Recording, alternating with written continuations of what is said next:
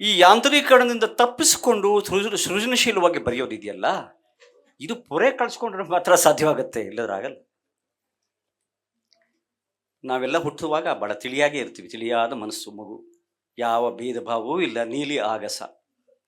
ಬರ್ತಾ ಬರ್ತಾ ಬರ್ತಾ ಕಷ್ಟ ಕಾರ್ಪಣ್ಯಗಳು, ನಮ್ಮ ವೃತ್ತಿ ಜೀವನ, ದ್ವೇಷ, ರಾಗ, ಪ್ರೀತಿ, ನಮ್ಮ ಮನಸ್ಸು ಬಗ್ಗಡುವಾಗುತ್ತೆ. ಕೊನೆಗೆ ನಾವು ಪೊರೆ ಕಳಿಸ್ಕೊಳ್ಳುವಂಥ ಒಂದು ಹಂತಕ್ಕೆ ಬರ್ತೇವೆ ಜೀವನದಲ್ಲಿ. ಆಗ ಮತ್ತೆ ತಿಳಿಯಾಗಬೇಕು ನಾವು.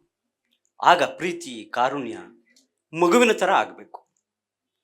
ಹಾಗೆ ಆಗಿದ್ದ ಚಾಪು ನಿಮ್ಮ ಪುಸ್ತಕದಲ್ಲಿ ಕಂಡ್ರೆ ನಾನು ಧನ್ಯ ಅಂತ ಅನ್ಕೋತೀನಿ. ನನ್ನ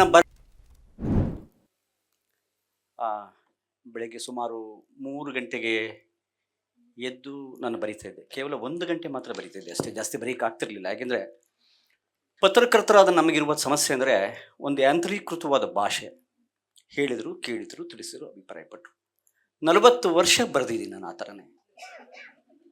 ವಿಶೇಷ ಬರೆದಿರ್ಬೋದು, ವಿಧಾನಮಂಡಲದ ವಿಶ್ಲೇಷಣೆ ಮಾಡಿರ್ಬೋದು, ಅದೆಲ್ಲ ಬೇರೆ. ಆದರೆ ನಿತ್ಯ ಹೇಳಿದ್ರು, ಕೇಳಿದ್ರು, ತಿಳಿಸಿದ್ರು, ಅಭಿಪ್ರಾಯಪಟ್ಟರು. ಈ ಯಾಂತ್ರೀಕರಣದಿಂದ ತಪ್ಪಿಸಿಕೊಂಡು ಸೃಜನಶೀಲವಾಗಿ ಬರೆಯೋದಿದೆಯಲ್ಲ, ಇದು ಪೊರೆ ಕಳ್ಸ್ಕೊಂಡ್ರೆ ಮಾತ್ರ ಸಾಧ್ಯವಾಗುತ್ತೆ, ಇಲ್ಲದ್ರೆ ಆಗಲ್ಲ. ನಾವೆಲ್ಲ ಹುಟ್ಟುವಾಗ ಬಹಳ ತಿಳಿಯಾಗೇ ಇರ್ತೀವಿ, ತಿಳಿಯಾದ ಮನಸ್ಸು ಮಗು, ಯಾವ ಭೇದ ಭಾವವೂ ಇಲ್ಲ, ನೀಲಿ ಆಗಸ.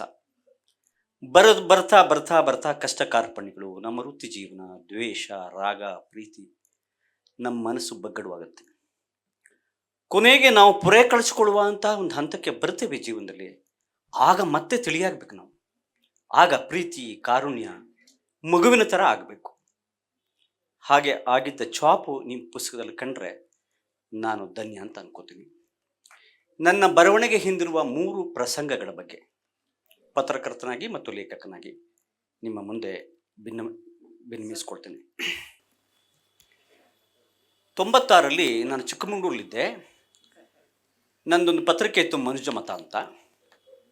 ಶಿವರಾಮ್ ಕಾರಂತರನ್ನ ನಾವೊಂದು ಸಮಾರಂಭಕ್ಕೆ ಕರೆಸಿದ್ವಿ, ವಿಜ್ಞಾನ ಪರಿಷತ್ತಿನ ಸಮಾರಂಭಕ್ಕೆ.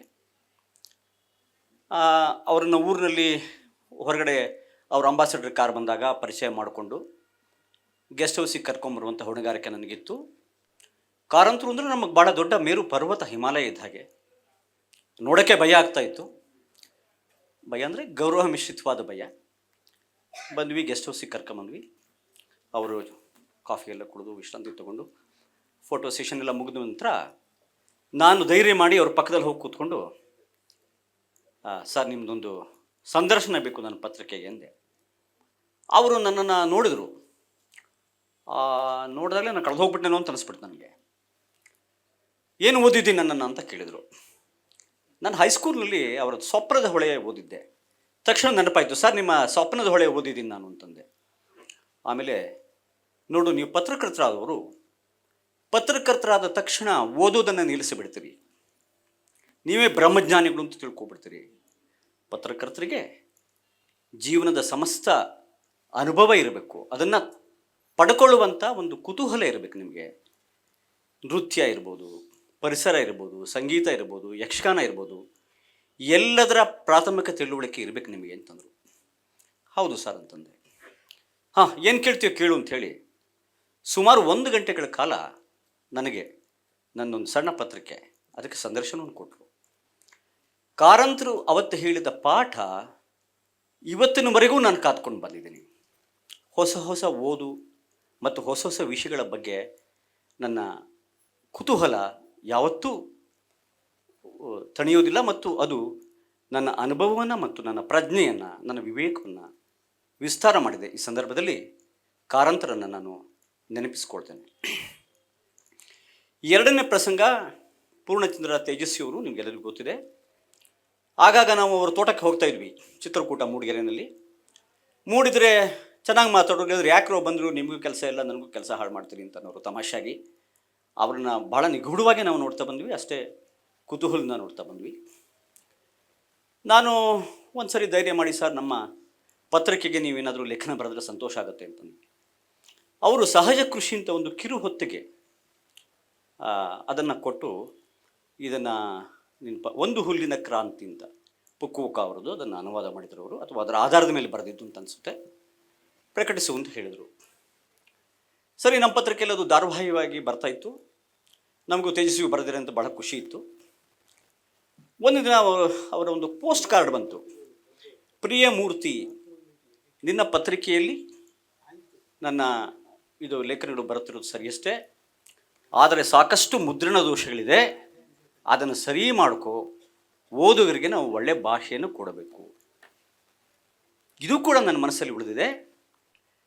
ನಿಮ್ಗೆ ಗೊತ್ತಿದೆ, ಪತ್ರಿಕಾ ವೃತ್ತಿ ಅಂತಂದರೆ ನಮಗೊಂಥರ ಬಿಡುವೆ ಇರೋದಿಲ್ಲ, ಡೆಡ್ಲೈನ್ ಇರುತ್ತೆ. ಮೇಡಮ್ ಇಲ್ಲೇ ಇದ್ದಾರೆ. ವಿಧಾನಮಂಡಲ ಅಧಿವೇಶನ ಇರ್ಬೋದು, ರಾಜಕೀಯ ಬದಲಾವಣೆಗಳಿರ್ಬೋದು, ಕೆಲವೊಮ್ಮೆ ಸಂಪುಟ ಪತ್ರಿಕಾಗೋಷ್ಠಿ ಸಂಪುಟ ಸಭೆ ಆದ ನಂತರ ಮುಗಿಯೋದು ಕೂಡ 10-11 ಗಂಟೆ ಆಗಿದ್ದು ಇದೆ. ಆದರೂ ಕೂಡ ಯಾವುದೇ ಅಕ್ಷರ ದೋಷಕ್ಕೆ ಒಳಗಾಗದ ಹಾಗೆ ಅದನ್ನು ಮತ್ತೆ ಮತ್ತೆ ಕಾಪಿಯನ್ನು ನೋಡಿ ಪೂರ್ಣಗೊಳಿಸುವ ಪ್ರಯತ್ನವನ್ನು ವೈಯಕ್ತಿಕವಾಗಿ ನಾನು ಮಾಡ್ತಾ ಬಂದಿದ್ದೇನೆ ಅಂತ ಹೇಳಲಿಕ್ಕೆ ಸಂತೋಷವಾಗುತ್ತೆ. ಮೂರನೇ ಪ್ರಸಂಗ, ನಮ್ಮದೊಂದು ಪತ್ರಿಕೆಯ ಬಿಡುಗಡೆ ಸಮಾರಂಭಕ್ಕೆ ದೇವನೂರು ಮಹಾದೇವ್ ಅವರನ್ನು ಕರೆಸಿದ್ವಿ. ಎಲ್ಲರಿಗೂ ಕುತೂಹಲ, ಪತ್ರಕರ್ತರಿಗಂತೂ ಬಹಳ ಕುತೂಹಲ ಇತ್ತು. ಮಹಾದೇವರು ಏನು ಹೇಳ್ಬೋದು, ನಾವು ಏನು ಬರಿಬೋದು ಅಂಥೇಳಿ ಅವರೆಲ್ಲ ರೆಡಿ ಮಾಡ್ಕೊಂಡಿದ್ರು ಪೆನ್ನು ಪೇಪರು. ಮಹಾದೇವ್ ಅವರು ಮಾತಾಡ್ತಾ, ನೀವು ಯಾರ ಬಗ್ಗೆ ಬರೀತೀರೋ, ಯಾವ ಪದವನ್ನು ಬಳಸಿ ಬರೀತೀರೋ, ಅದೇ ಪದವನ್ನು ಅವರು ನಿಮ್ಮ ವಿರುದ್ಧ ನಿಮ್ಮ ಬಗ್ಗೆ ಬರೆದರೆ ಹೇಗಿರುತ್ತೆ ಅಂತ ಯೋಚನೆ ಮಾಡಿ ಬರೆಯಿರಿ. ಕೇವಲ ಒಂದು ಸಾಲು ಮಾತಾಡಿ ಕೂತುಬಿಟ್ರು.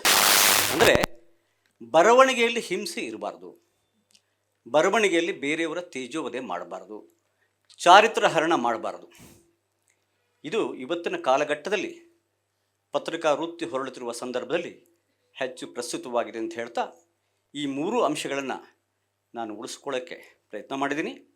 ಈ ಕೃತಿಯಲ್ಲೂ ಅದು ಇರ್ಬೋದು, ಒಂದು ಶುದ್ಧವಾದ ಪ್ರೀತಿ ಮತ್ತು ಕಾರುಣ್ಯ ಇದೆ ಅಂತ ಹೇಳ್ತಾ, ಮತ್ತೊಮ್ಮೆ ಸಾಹಿತ್ಯ ಲೋಕಕ್ಕೆ ಎಲ್ರಿಗೂ ನನ್ನ ವಂದನೆಗಳನ್ನು ಸಲ್ಲಿಸಿ ಮಾತನಾಡಿಸ್ತೀನಿ.